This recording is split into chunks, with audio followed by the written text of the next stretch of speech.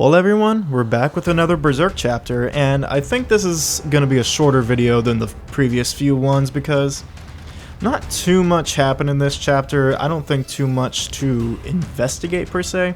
This is definitely one of those chapter between chapters type things with a very good tease at the end and some incredible artwork.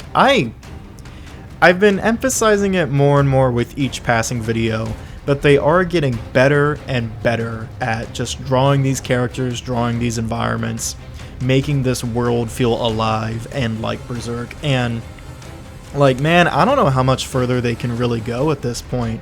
I mean, just looking at this art, they're there, man.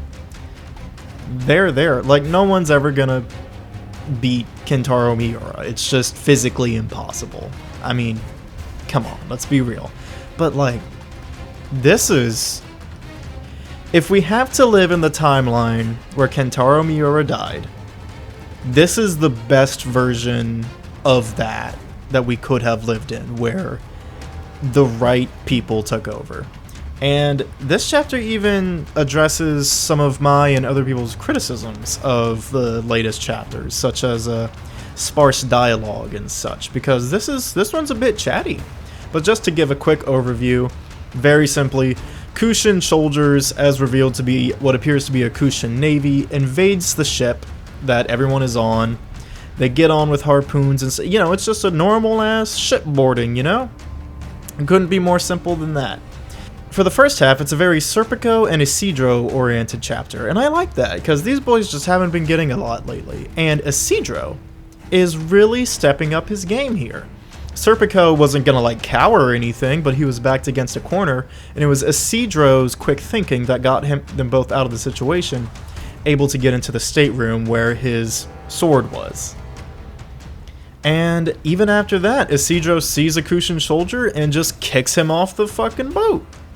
Isidro is really coming in. He's starting to come into his own here. I think they're doing this very purposefully to show that Isidro is maturing and realizing the weight of of what's going on here, the weight of Guts not being here, just being immobilized, and that he needs to step up and be some of the physicality in this group now.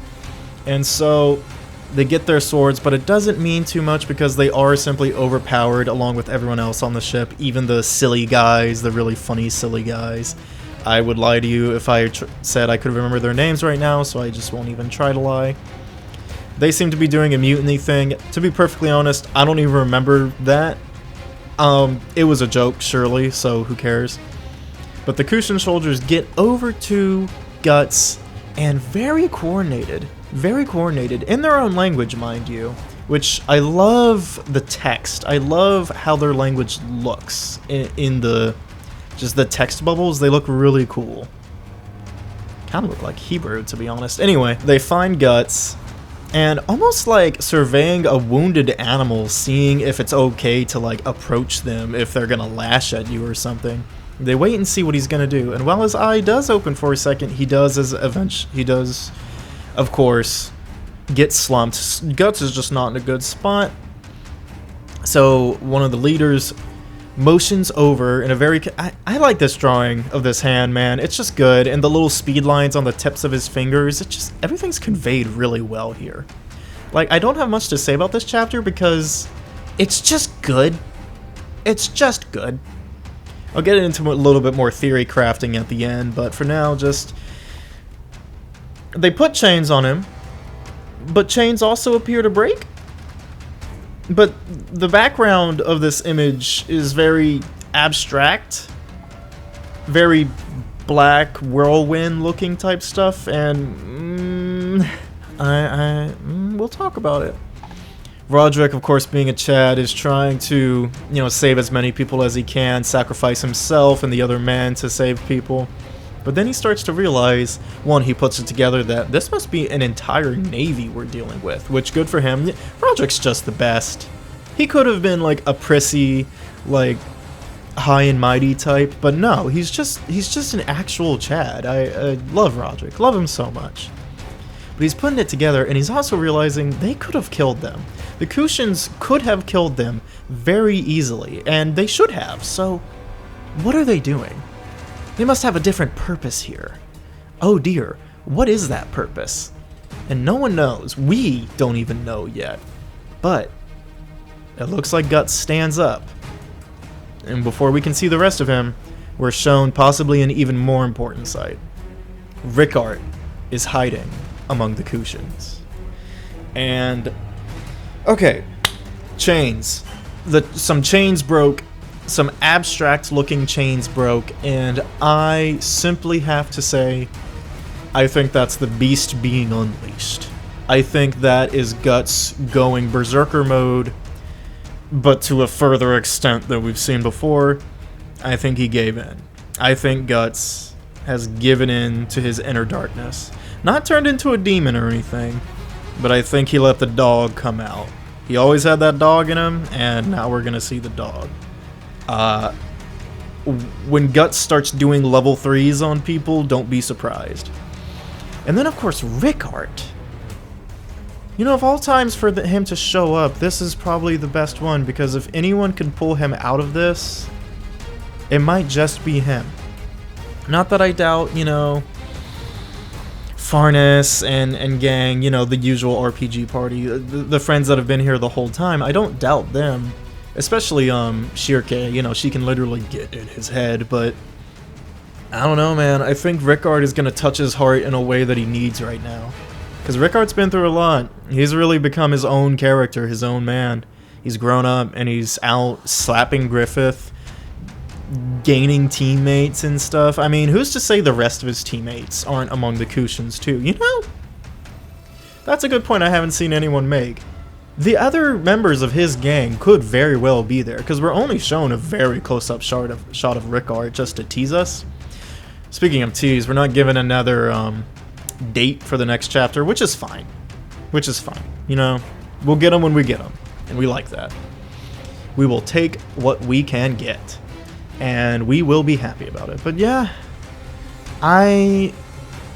here's how I see the next few chapters going, unless they just take us away to Griffith and Casca, which, since Casca's there, I wouldn't mind, but if we stick with what's going on the boat, I think Guts is going to go in-fucking-sane, and the one to bring him down from it, the one to ultimately bring him out of it, will be Rickard, and then we will start making plans after that. That is my hypothesis. That is what I think will happen. Yeah. Can't gush enough about the art. And yeah, goddamn, they were talking this time. People were talking this time. I hope people recognize that.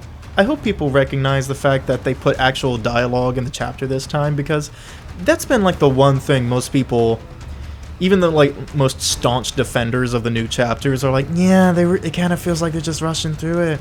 No one's talking, you know? And they were talking this time. There was dialogue, there was talking between people, there was inner thoughts. It was great. Loved it. And everyone's written correctly. No one felt out of character. It's great. It's just great. You know, I guess I had more to gush about than I thought. But, yeah. No, I'm really happy about this. I'm definitely more excited for the next chapter, because they're setting up for a lot. But, no, this is not bad in any way. This is completely up to snuff. God, some of these like I'm scrolling through right now. Like, look at the chains on the Kushan soldier's armor, bro. Like, this detail is insane. Jeez. All right. Well, okay, that's enough out of me. I'll see you guys next time with the next Berserk chapter, and for the actual next time, like next video, don't worry, Bomb Rush is coming back, and before that even, I am going to review Thunder Ray, the indie game, the Punch-Out-like, and I hope you guys come and see that, because that's going to be an actual scripted video. I don't do too many of those, but boy, when I do, it hits.